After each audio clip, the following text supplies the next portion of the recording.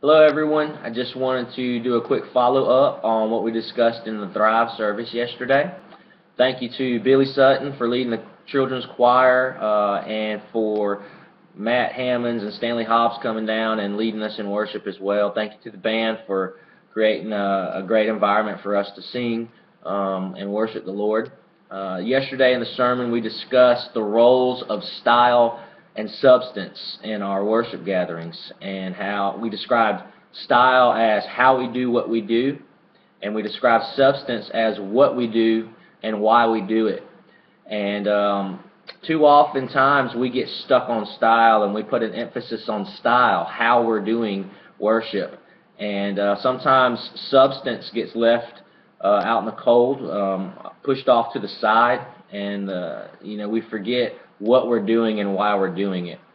And so we looked at examples of worship that lack substance in Scripture. Isaiah chapter 1 verses 10 through 15, we saw how God rejected Israel's worship because it lacked substance. And in Matthew chapter 6, we looked at examples of worship that was heavy on style but very low on substance, and how God rejected that worship as well.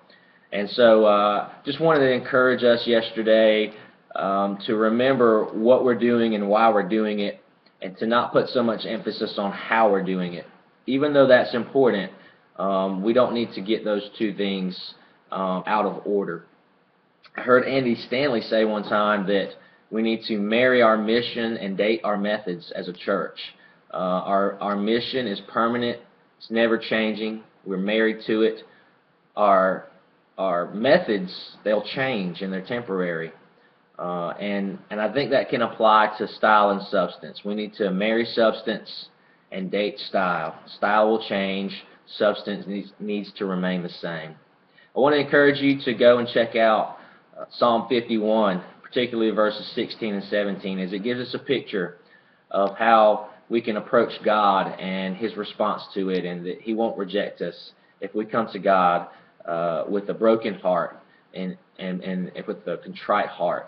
So I encourage you to do that. Look forward to seeing you guys Sunday and gathering with you to worship, and I hope you have a great week.